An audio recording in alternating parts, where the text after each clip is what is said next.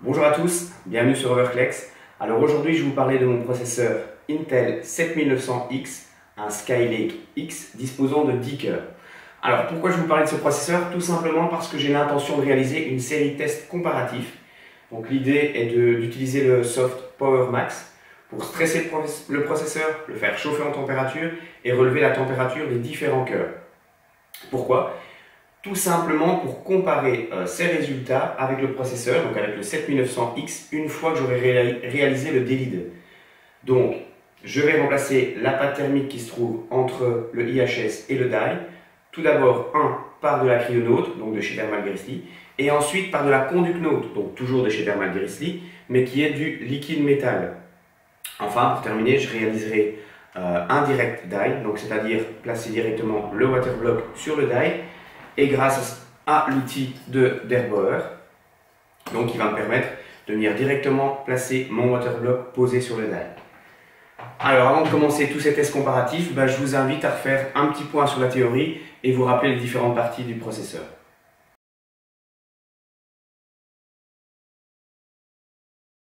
Avant de commencer le délite donc du 7900X, j'avais envie d'un peu de vous rappeler les différentes parties du processeur, donc les différents termes que je vais utiliser dans cette vidéo.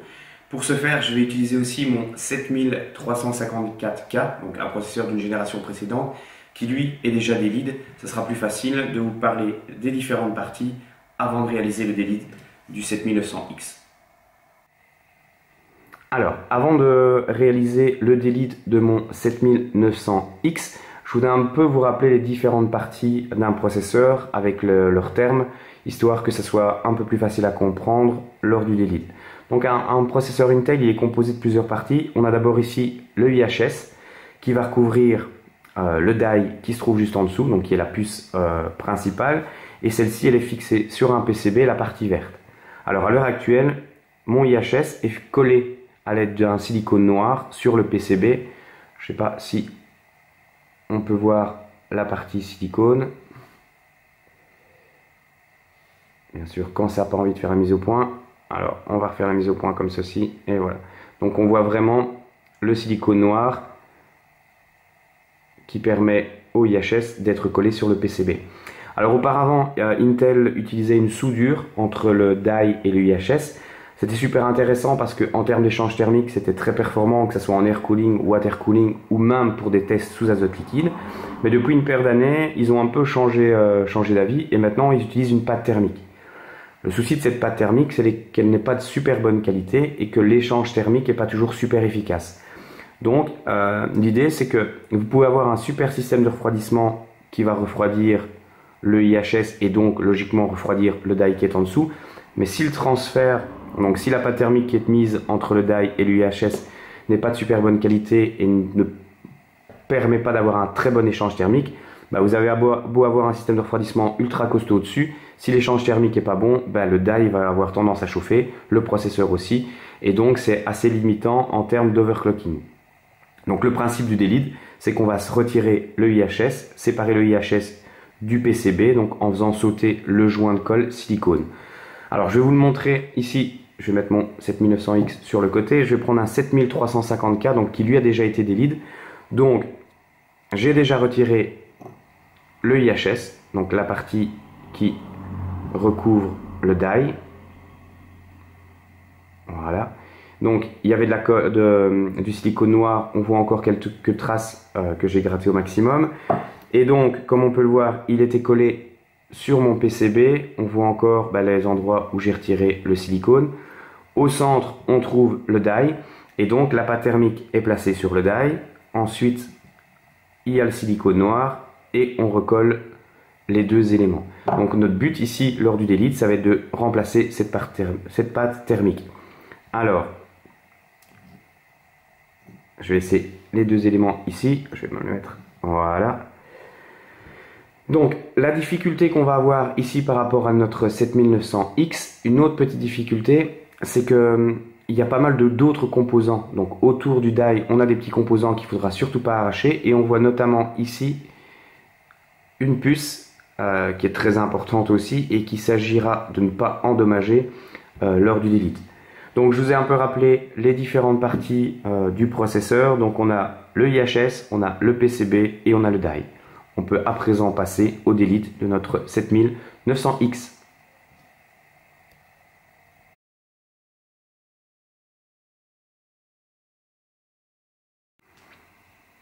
Voilà, nous voilà arrivés donc au moment fatidique, au moment de réaliser le delete donc de ce 7900X.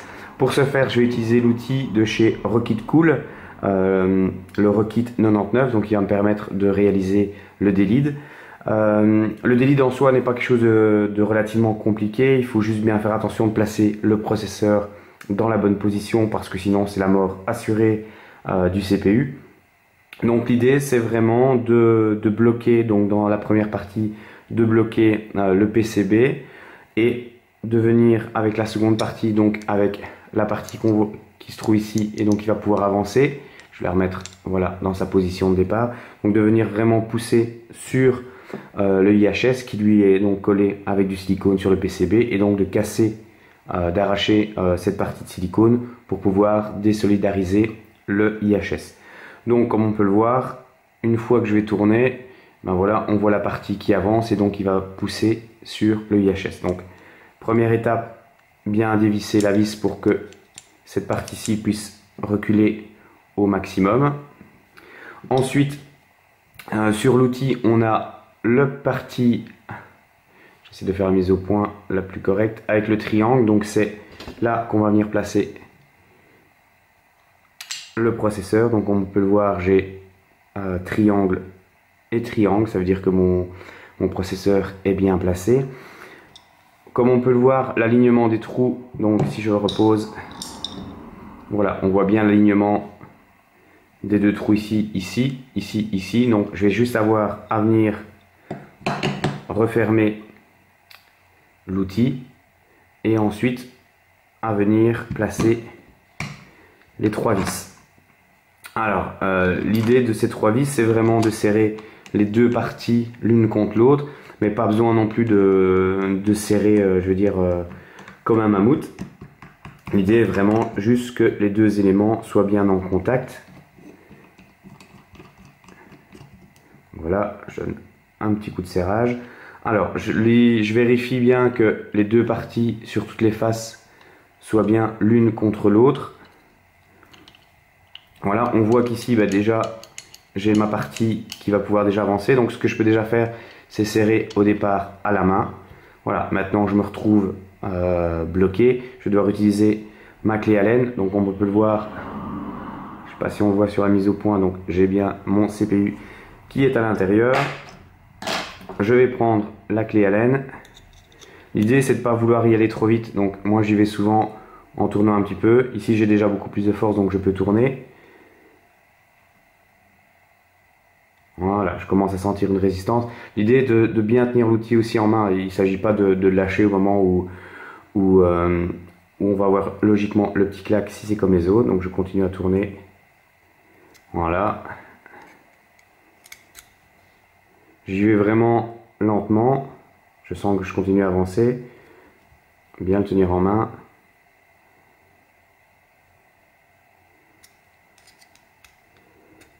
Voilà. Encore un petit peu.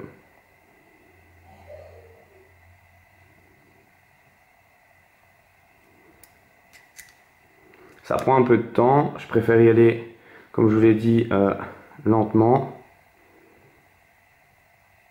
Alors, l'idée n'est pas de le faire, mais je vais vous le montrer. Ouais, je vais pas le défaire maintenant, non, parce que ça serait dommage. Je vais quand même aller jusqu'au bout. L'idée, j'aurais bien voulu vous montrer qu'en fait le IHS avait déjà avancé, mais je vais le terminer. Je sais pas, je ne serais pas allé trop loin parce que, comme on peut le voir ici, à un moment ou à un autre, je suis bloqué. C'est justement ça qui empêche d'aller trop loin. C'est quand même assez résistant.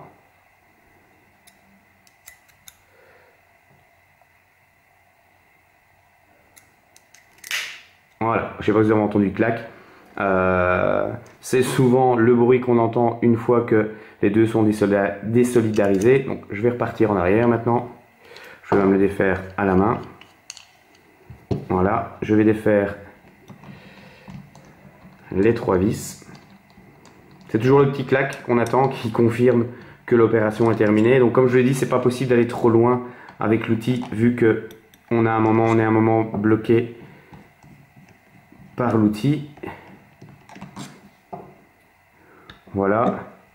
Donc je me retrouve avec ma partie ici. Je peux voir qu'elle a bougé. Je vais la retirer. Alors délicatement, je vais utiliser l'outil qui est fourni ici avec pour faire appui.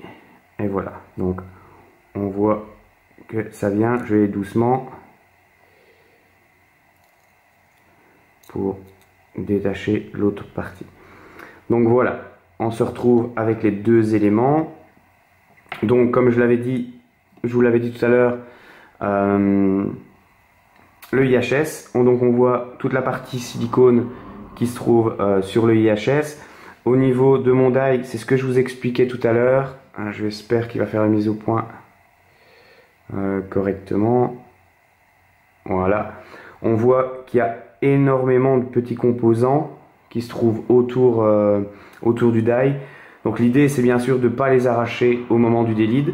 Je sais que pour en avoir discuté avec certains overclockers, je sais que malheureusement certains ont eu de la colle de silicone qui avait été à mon avis mal mise et donc qui était en contact avec les différents petits composants, les petites résistances et donc qui a été arrachée au moment du délide. Ici, a priori, aucun souci. Je vois que les différentes résistances n'ont subi aucun dommage. J'ai l'autre partie ici, donc avec la pâte thermique, la zone de silicone. Il y a plusieurs, j'allais dire, il y a plusieurs écoles qui s'affrontent, non, mais on se pose la question entre overclockers, savoir qu'est-ce qu'on doit retirer et ce qu'on ne doit pas retirer par rapport au silicone. Donc en général, on nettoie le silicone. Tout le silicone du processeur. Certains ne nettoient que cette partie ici et laissent les deux parties ici, donc ce qui se trouve ici et ici, pour que le contact ne soit pas... Ceux qui ont déjà trop retiré, en fait, on se rendu compte qu'une fois qu'on mettait le IHS dessus, on avait tendance à trop écraser le die et il y a eu certains overclockers qui ont eu de la casse. Donc moi dans un premier temps, je vais juste me contenter de nettoyer cette partie. Comme je vais utiliser du métal liquide, je vais aussi devoir mettre du vernis à ongles sur les différentes résistances pour les protéger et pour qu'il n'y ait pas de conductivité à ce niveau-là. Donc voilà, le délide de mon 7900X est réalisé. Je vais passer un petit peu de temps à le nettoyer, à gratter cette partie-là et on revient par la suite pour les tests comparatifs.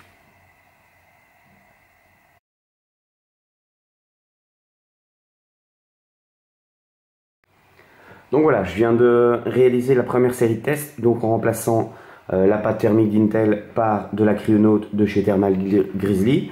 Je vous fais pas part des résultats pour le moment, ça me permettra de vous garder jusqu'à la fin de la vidéo. Ici, deuxième étape, donc je vais remplacer la pâte thermique par de la Conducnote, donc du métal liquide. Comme il est bien spécifié, attention à son utilisation, pas de système de refroidissement en aluminium en contact avec le métal liquide. C'est la première fois que je vais mettre du métal liquide, donc j'espère que je ne vais pas trop me planter. On trouve aussi à l'intérieur des petites lingettes d'alcool que je vais utiliser afin de nettoyer et de frotter proprement le die et la base du IHS. Donc voilà.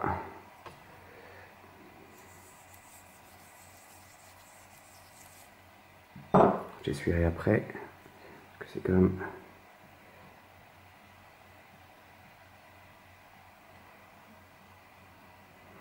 Voilà, histoire d'avoir le die le plus propre possible.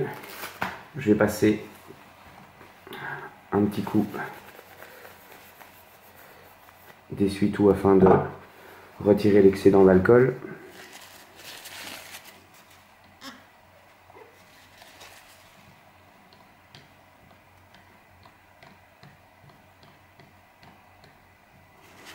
Alors, je vous ai fait part tout à l'heure de la présence de différentes résistances autour du die, donc on peut le voir ici.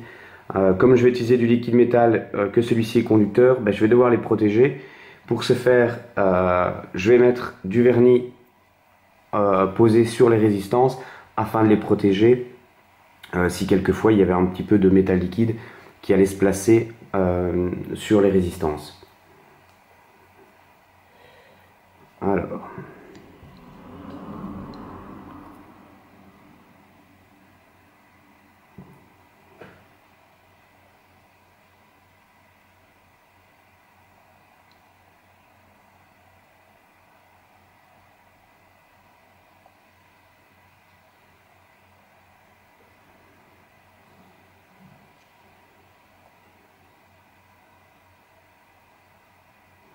bien sûr, comme vous en doutez, je ne vais pas pouvoir le réutiliser directement, vu qu'il va falloir attendre que le vernis sèche.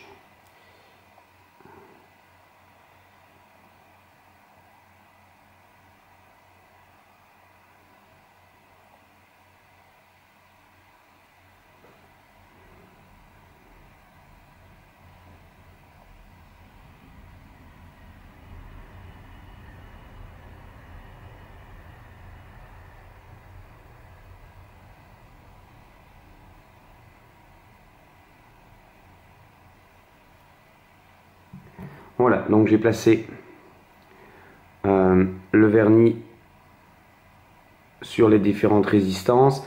Maintenant, il va falloir attendre un petit moment que ça sèche. Donc, je vous propose de vous retrouver dans quelques instants. Voilà, alors le vernis est parfaitement sec à présent. Donc, je vais pouvoir mettre le métal liquide. Comme je vous l'ai dit, c'est la première fois que je vais en mettre, donc je vais vraiment y aller doucement. Au niveau de la pochette, on retrouvait plusieurs embouts. Donc un embout, je pense qu'il faut faire la mise au point ici, ça va être assez compliqué, mais un embout relativement fin.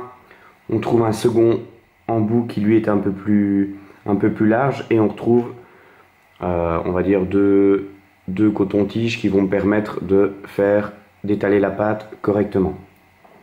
Donc, on va venir placer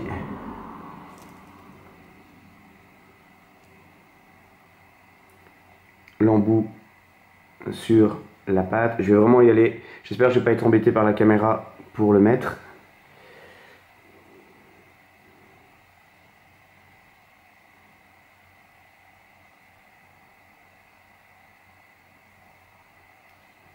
Alors, comme vous pouvez le voir, waouh, ça a tendance quand même à couler assez vite. Donc l'idée maintenant, ça va être de venir l'étaler.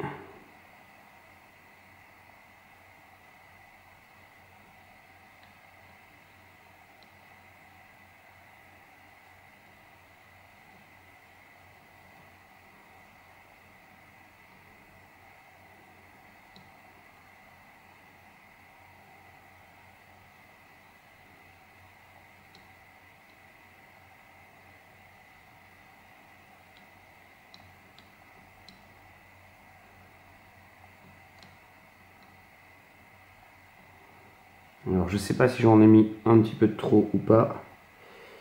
Je sais pas vraiment.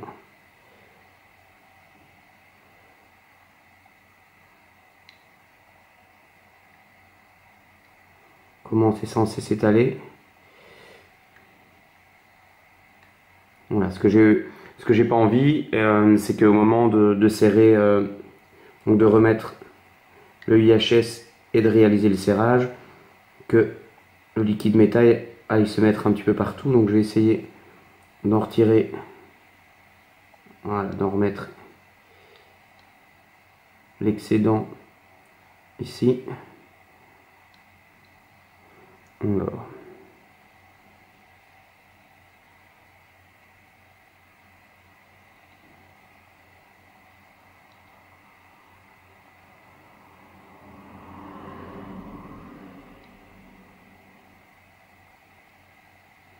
Voilà, donc j'ai mon liquide métal, mon métal liquide qui est placé sur le die. Maintenant, direction mon Apex, ma Rampage 6 Apex pour réaliser la seconde partie des tests. A tout de suite.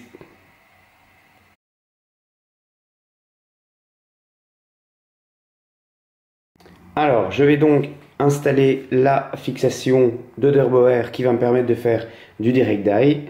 Alors, on retrouve à l'intérieur la clé Allen qui va me permettre de dévisser le socket Intel, la partie supérieure qui va tenir le processeur en place, la plaquette arrière,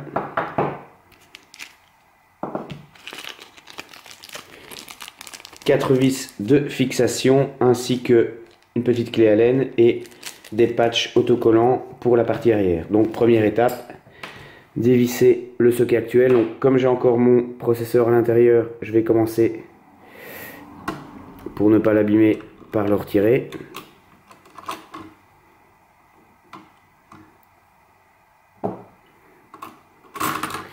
N'oubliez pas que le socket est quand même quelque chose de relativement fragile, surtout les pins qui se trouvent à l'intérieur. Donc faites bien attention en manipulant de ne pas venir abîmer les pins qui se trouvent à l'intérieur. Donc je vais dévisser les quatre vis de fixation.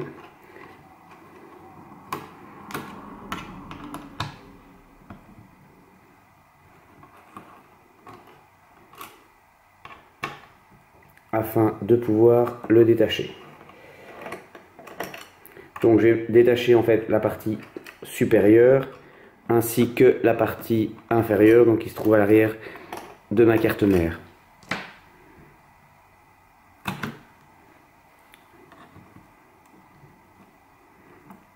Prendre délicatement. Je le prends. Voilà. Donc je viens de retirer la partie supérieure et à l'arrière de ma carte mère, j'avais donc la partie arrière. Alors, la première étape va consister à remplacer la partie arrière donc par une nouvelle fixation. Derbauer conseille d'utiliser ces petits patchs autocollants qu'il fournit. Donc,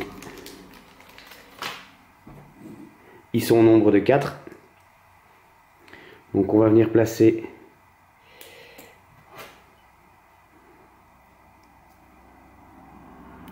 sur la partie arrière.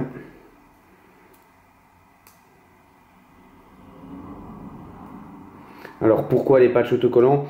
Tout simplement pour permettre de tenir en place correctement le système de fixation à l'arrière. Alors lui conseille dans sa vidéo de ne pas fixer les 4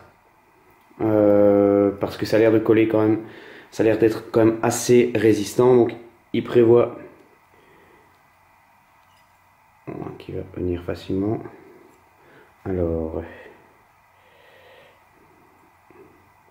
ouais, c'est vrai que ça a l'air d'être assez résistant, même fort collant. J'essaie de retirer la partie supérieure, donc voilà. Donc je vais me limiter à un seul, et donc l'idée est de venir placer mes 4 extrémités sur les 4 extrémités du socket.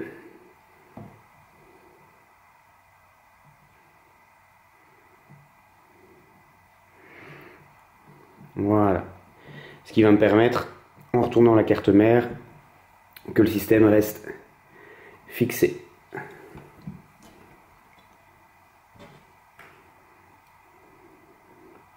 Alors je vais le mettre, voilà, j'en profite pour le régler correctement avant de le poser. Voilà. Alors maintenant il faut que je replace mon processeur. Faites bien attention de le remettre dans la bonne position. Donc on avait tout à l'heure la partie avec le triangle, ici elle est replacée. Venir placer le système de fixation, il y a un petit L qui doit se trouver dans la partie supérieure, si je ne me trompe bien sûr. Si je ne retire pas le die avant, ça n'ira pas. Donc reprendre ma petite pointe, retirer le IHS.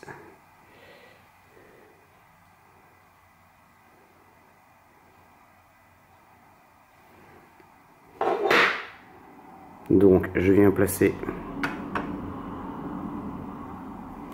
Et maintenant je vais pouvoir venir placer la fixation. Donc comme je vous ai dit, elle se trouve au-dessus. Je vais pouvoir prendre les vis. Sachez que si je ne me trompe pas, il y en a 5, ce qui va donc me permettre d'en égarer une. Enfin, j'espère que ce ne sera pas le cas. Donc on replace.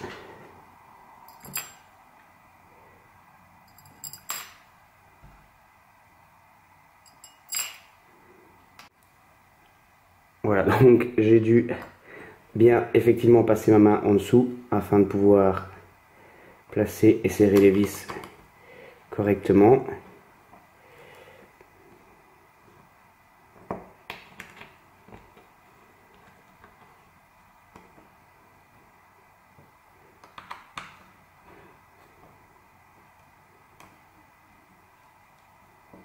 Voilà, je vais pas trop. J'essaie de serrer plus ou moins de la même façon. Je vais un peu regarder à l'arrière ce que ça donne. Donc on se retrouve bien avec ma nouvelle fixation qui est vraiment logiquement, d'après ce que j'ai lu, le die devrait dépasser de 0,1 mm par rapport à la fixation. Donc on voit à l'arrière que ma fixation semble plus ou moins bien mise. Je pense que je vais pouvoir encore la resserrer un petit peu du côté droit.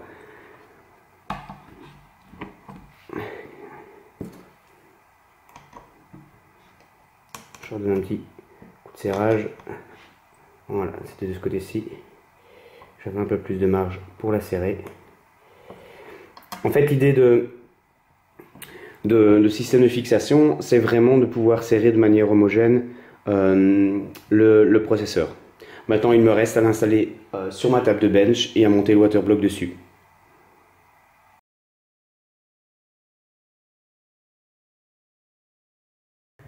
Voilà, les tests sont terminés, l'article est bouclé, mais avant ça, je voulais quand même vous faire un petit retour sur les différents éléments que j'ai utilisés durant les tests. Tout d'abord le Rockit 99, donc l'outil de delete que j'ai utilisé pour le delete du 7900X. Ça vient de chez Rockit Tool, ça coûte 40 $ et c'est rudement efficace. C'est super bien fait, la finition est parfaite.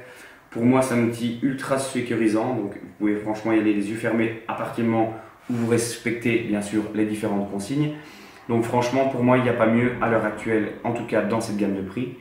La Conductonaut, c'est ce qui se fait de mieux pour remplacer la pâte thermique qui se trouve entre le IHS et le die. L'outil de Derboer, très efficace. Vous verrez qu'au niveau des résultats, le fait de faire du direct die m'a encore permis de gagner quelques degrés. Je voulais juste vous faire une petite remarque par rapport à mon système EK Phoenix MLC 280. Parce que j'ai eu un petit souci lorsque je l'ai testé en direct die. Ça vient en fait de la base de mon waterblock, puisque j'avais 4 vis aux extrémités. Les têtes ressortaient légèrement. Donc ce qui fait qu'une fois que c'était posé sur la fixation Derboer, les 4 têtes de vis avaient tendance à se poser sur la fixation. Et donc le contact avec le die n'était pas super efficace. Donc j'ai dû poncer les têtes de vis. Une fois que ma base était parfaitement plane, il n'y avait aucun souci de contact et les résultats étaient parfaits. Donc juste pour vous mettre en garde de bien vérifier la base de votre système de refroidissement, radiateur ou waterblock si vous décidez de faire du direct die. En ce qui concerne les résultats, je vous invite à aller lire l'article pour découvrir un petit peu le protocole, pour savoir comment j'ai calculé les résultats. Juste pour vous dire que par rapport à la température de base de mon 7900X, donc sans aucune modification, juste avec la Cryonaut et le delete, j'ai gagné plus ou moins 8 degrés. En remplaçant la Cryonaut par de la Conductonaut, j'ai gagné encore 6 degrés de plus. Et enfin, en direct die, j'ai encore gagné 6 degrés de plus.